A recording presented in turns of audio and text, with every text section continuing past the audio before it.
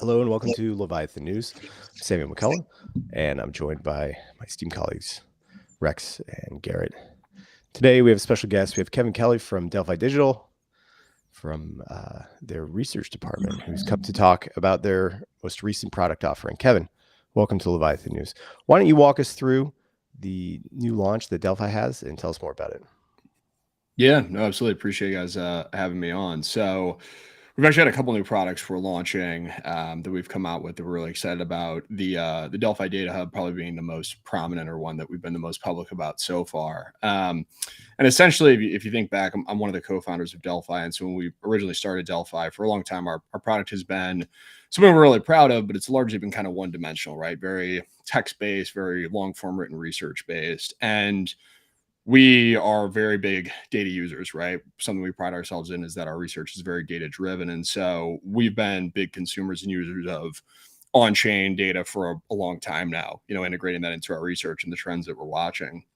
And so we've been kind of building in the background our own internal data hub of sorts, right? That allows a lot of our analysts and our research team to start to collect and aggregate and actually build custom dashboards, different applications and workflow tools around being able to basically parse on-chain data. And so the announcement that we came out with last week is we're starting to open that up to more of our both paying members, but also opening up to the crypto community to start to not only battle test, but get access to some of the curated data dashboards that we've been creating. So it's a big initiative for us internally. It's one we're going to continue to be mapping new chains, protocols, applications over the coming months, and something we're putting a lot of resources into.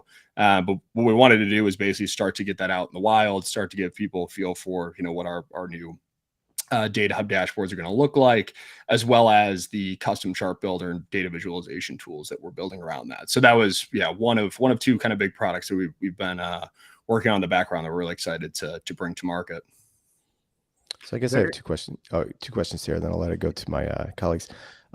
Who are you building this product for, and what do you think sets it apart?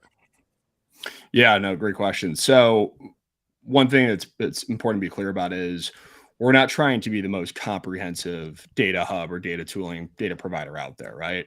What we're really focusing on is taking a page from how we've always built product at Delphi, which is really out of our own need to have something, right? Our research product early on was our way of trying to, again, bring a more, call it institutional or professional investor approach to the crypto and blockchain space. And so what we're doing with the data hub is very thoughtfully kind of creating these curated data dashboards focused on different metrics, ways in which we're looking at those metrics, tooling, and even applications around those metrics to help really investors and anybody who's an active kind of crypto practitioner leverage or look at that data in similar ways that we are. So that's really kind of when we think about our roadmap, how we're building out this product and what'll set it apart is it's very complementary to what you'll see in our research reports, but now you'll have actual access to the data that we're using, ways in which you can play around with this, with the assumptions that we're using, things of that nature.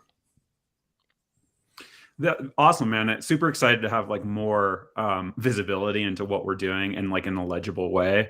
Just on a scale of like, let's say Etherscan to, I'm not going to like name any competitors, but like something that is very much about like visualization, something like Tableau-esque.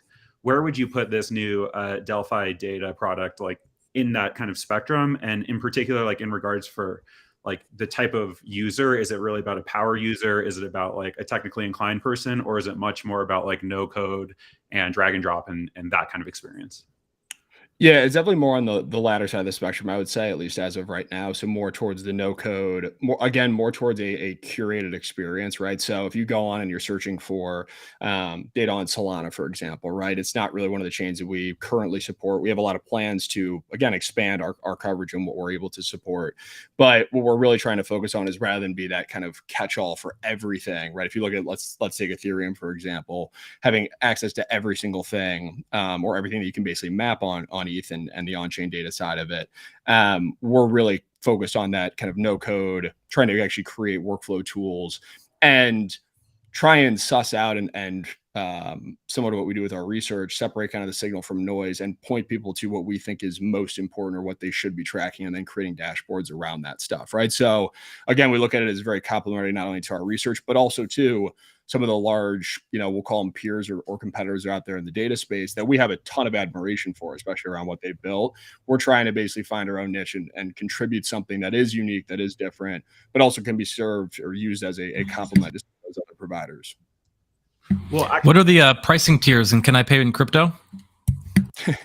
Yes, you can pay in crypto. We actually just in parallel with this, we launched a handful of new product tiers, right? So one thing that we've been talking a lot about is our mission has always been to make crypto happen better and faster than had we not been here, right? Basically leave the space better than how we found it. And while we're really proud of what we've done and our contributions so far, we realize and recognize that, listen, our long form deep dive research, right? It is an expensive product, and it's not necessarily for everybody. And so with these new product tiers, what we're trying to do is open up more of our kind of real-time insights, more of our data hub, more of our even institutional grade research to those who are maybe not necessarily as in the weeds, right? They're not these, deep dive crypto investors, or they're people who have limited budgets, quite frankly, but want to be able to stay on top of the most important trends and developments that are really driving the crypto market.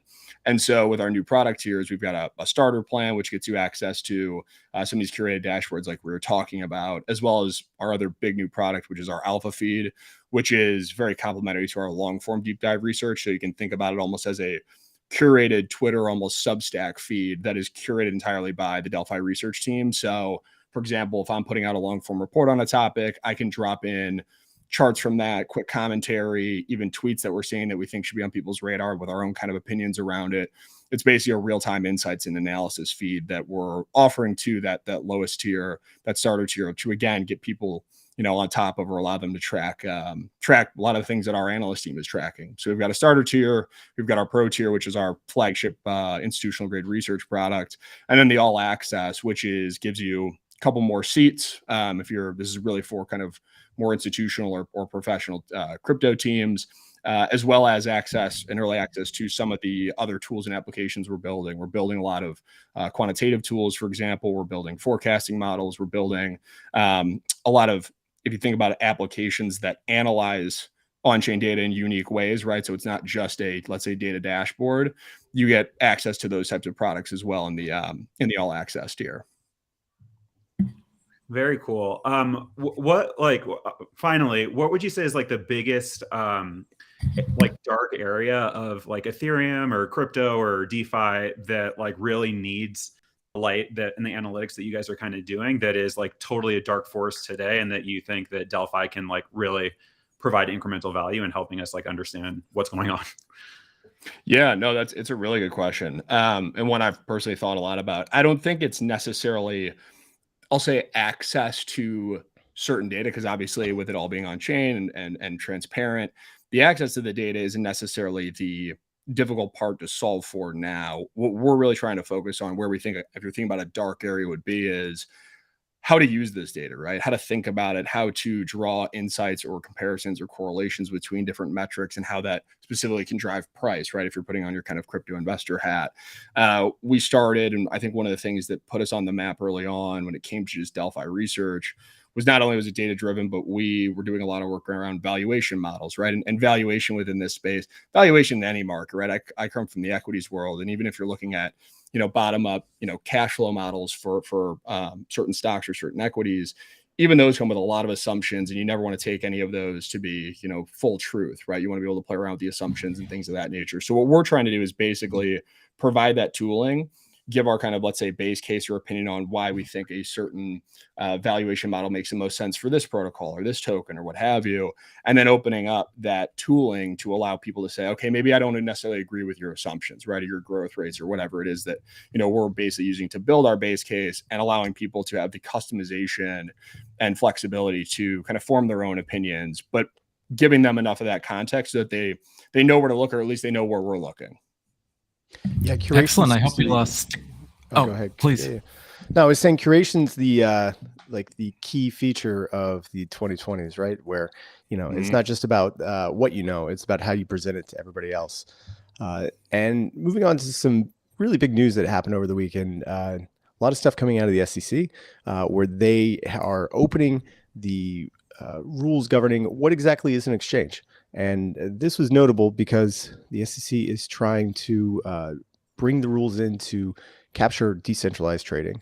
I don't know if you guys read it, but some of the stuff in there was absolutely bonkers about, you know what, if you have a DApp and it's immutable, you know what you do? You just go and you get the validators to just do a hard fork, you know?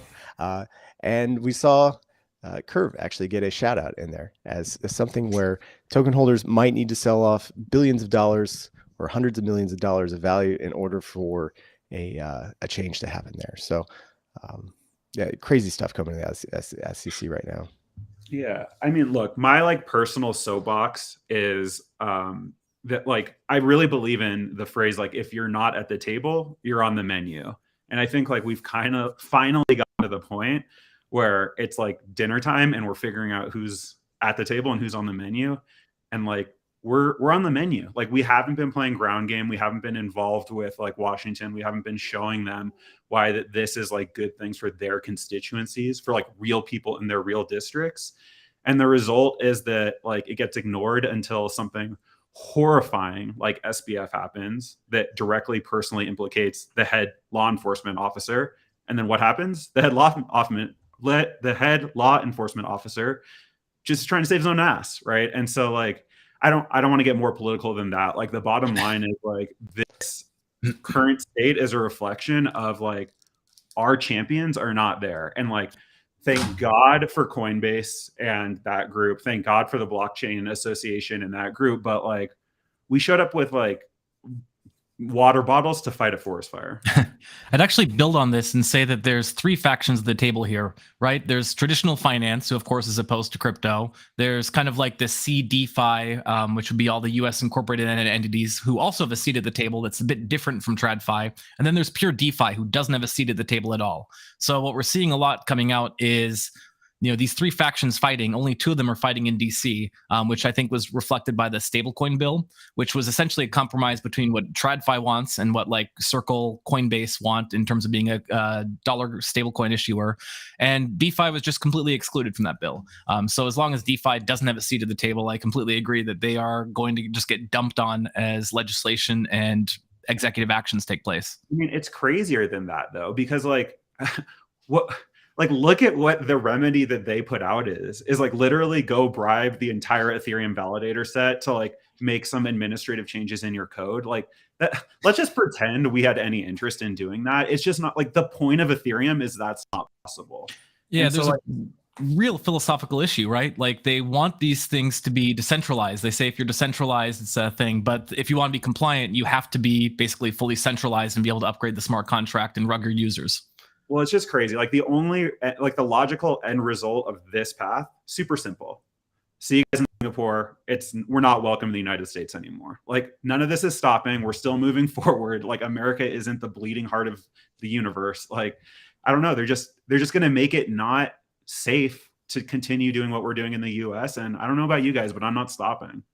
Yeah, well, part of this actually read to me as desperation, which sort of brings us to the next headline that we have been covering, which is that Representative Warren Davidson, or as I like to call him, the good Warren in DC, introduced a bill to basically restructure the SEC in a way that would essentially fire Gensler. Like it's doesn't mention him, I don't think, by name, but it's pretty clear when it says that a kind of current SEC chair would not be eligible to be like chair of the SEC under these new rules, and there'd be some reporting requirements. But it's pretty explicitly aimed at the fact that the SEC has been overstepping on a number of issues, including cryptocurrency.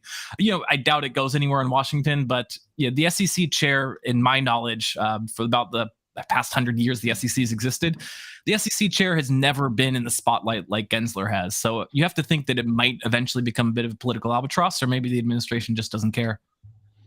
Well, I think parts of the administration care. I mean, you saw Hester Pierce come out and leave what could be considered a scathing comment against these new exchange rule openings.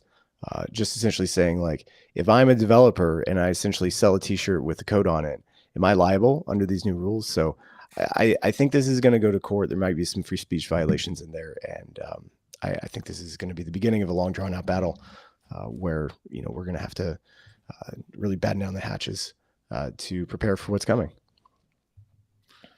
Yeah, it's tough to put any hope in legislation. Just like it is a very American conversation, but like our legislative process is like very broken by the political situation. And like that is why the only action coming out of that's touching us is coming out of the administrative agencies, is because it's the only place you can actually like put someone in charge and make action. But whatever, it is a very scary time to be in this industry because like whatever is coming out of Washington is extremely negative.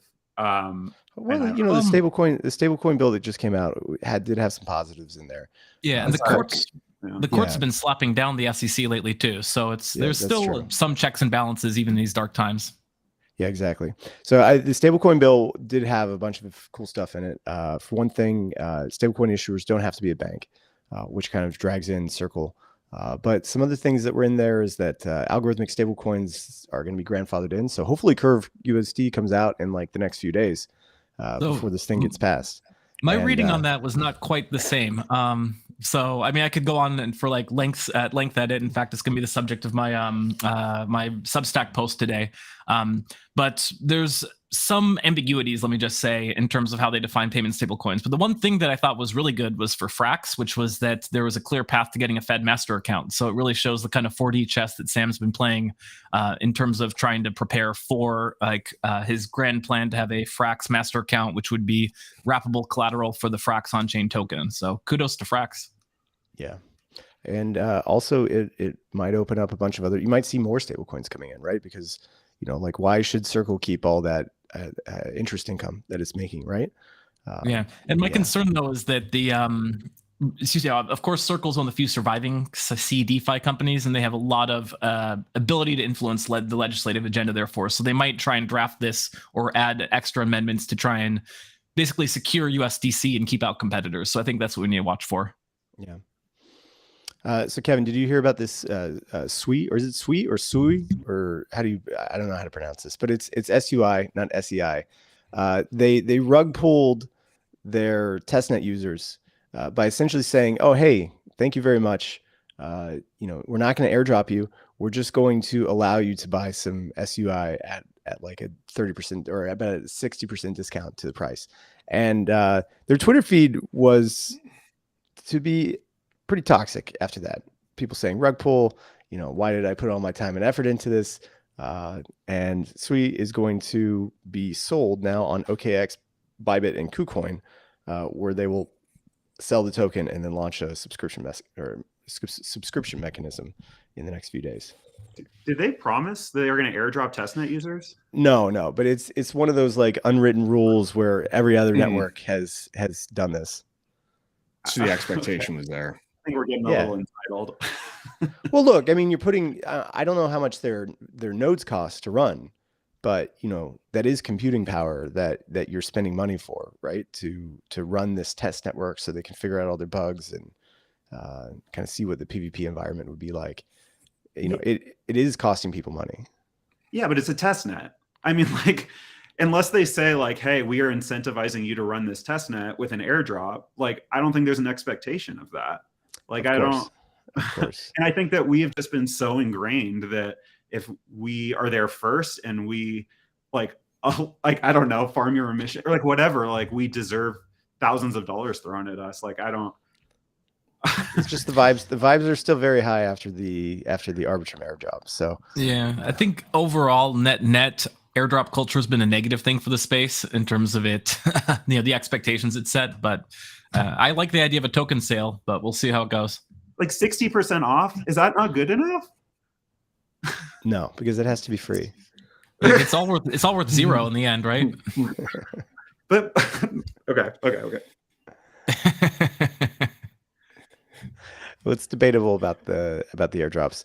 A couple of other things that have happened over the weekend. There was the hard fork, or sorry, the Chappelle upgrade, which happened last week, and over 1 million Ether has been withdrawn since that time period. Kevin, what does the data actually say about these withdrawals?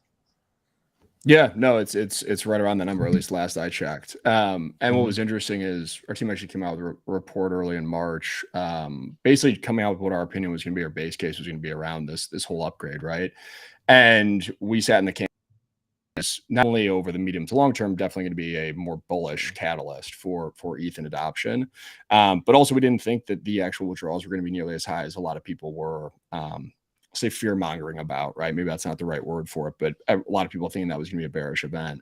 And so what I think is going to be interesting is to see, one, how that develops, especially if ETH's price continues to run up a bit higher, right? You're going to see more people potentially try and withdraw to take some profit off the table. But to be honest with you, I think that's a very sticky depositor base. And to be honest, I think a lot of the kind of noise around that being a bearish event is probably behind us, especially given the longer term benefits, right, that's going to now enable, just in terms of more predictability, less risk, right, more potentially institutional adoption with an actual yield you can tie analysis to. So there's a lot more pros and cons, I think, coming out of that. Kevin, do you have an opinion on like what not necessarily like net inflows and outflows in terms of staked ETH, but rearranging the market participants today? Like, let's just say Lido, Rugpull, Frax, and let's say Stakewise and maybe Anchor and Coinbase. Like, do you see post Shanghai a huge redistribution, or do you see rich getting richer, or what's your kind of thesis on what's going to play out? Yeah, I wouldn't necessarily say it's a bit above my pay grade, let's call it, to pick a winner there, right? That's why we've got a team that does that type of work for us. But I think you look at somebody like Lido, right, or any like the liquid staking tokens. I think we're going to see a rearrangement more towards those types of solutions, because now again you can get, if you think about almost like if ETH's a native currency in a sense, right? There's obviously a lot of nuance to that, and you look at liquid staking tokens as almost like a U.S. Treasury bond, right? Because again, you have liquidity on that, you're able to earn yield on that, you're getting paid in the native currency. What I'm really excited about is to see where that goes, right? And if you think of U.S. Treasuries as one of the most pristine asset collateral types in the traditional financial system, does something like a staked ETH become similar in terms of its importance as collateral for the broader DeFi ecosystem, especially within ETH? So that's a trend where I'm definitely watching. And I think a lot of the unlocks, or a lot of the early withdrawals, if they're not already leveraging or using, a liquid staking platform, are going to flow. More flows will go towards them in aggregate, right? So they in aggregate will grow as a percentage of, let's say, total staked ETH. Yeah. This is going to be a good place to wrap up. I know we have a lot more to talk about, as always. We missed a few headlines, so they will be in the show notes. You can always follow Leviathan News on Telegram and Twitter. Additionally, you can follow all of us on Twitter. Kevin, where can people find you? I don't see your Twitter name in your handle here. Yeah, mine's a little lengthy. It's at Kevin_Kelly_Roman numeral 2.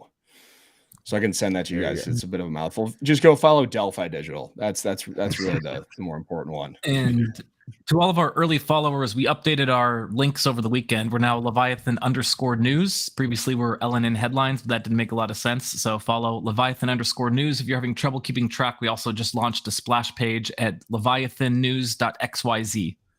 You can find all of our links in an RSS feed. And that's going to wrap us up for today. Today is April 17th, 2023. This is Leviathan News. We'll be back tomorrow with another set of headlines.